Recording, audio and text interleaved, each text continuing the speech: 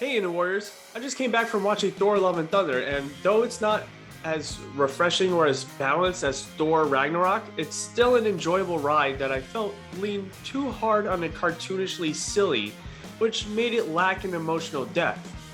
If it was more balanced, this could have been a fun and emotional thrill ride. But with all the laughs and none of the tears, it was just a fun ride. Now that we got past that quick little takeaway, let's deep dive into this idea of Thor's midlife crisis and what we can learn from it to help us change our lives for the better.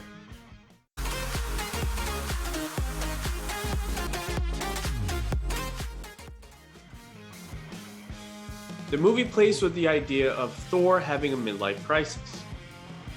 Taika Waititi even described Thor Love and Thunder as a midlife crisis film. His family's dead, the Avengers are gone, his planet is gone, and he gave up the seat of Asgard's throne. So what does he have left?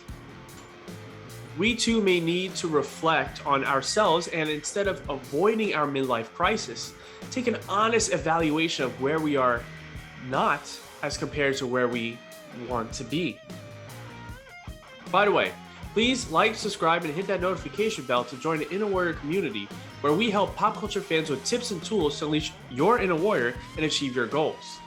Let's try to get to 300 subscribers. We're really close. So, when it comes to our lives, we often get so wrapped up in our habits and our day-to-day responsibilities that we sometimes forget that we are more than what we do. We get to define who we are and in what direction we want to lead. Stripping a character from everything they associate with is often used in storytelling to help build the character back up and allow the character to learn about themselves and their goals. It's almost like an artificial midlife crisis. We can do the same thing and receive the same benefit. There's a study published in the Journal of Organizational Behavior by Le Moyne College in which they looked at participants going through their midlife crisis and growth. They were particularly interested in the paradigm shifts that took place during their midlife. In the study, they state finding and expressing one's inner self as well as managing some scope of real-world change involves some minimum level of competence and ego strength, plus an investment in one's ongoing learning, both formal and experiential. Such investments and the riskiness of constructing, in essence, a new self and a new reality do seem to pay off though. Those who had progressed farthest in the process of paradigm shifting were also the most zestful and positive emotionally. They were enthusiastic about their careers and were anticipating and preparing themselves for the future. Notice that the study states that an investment in ongoing learning, along with the creation of a new self and reality, pays off.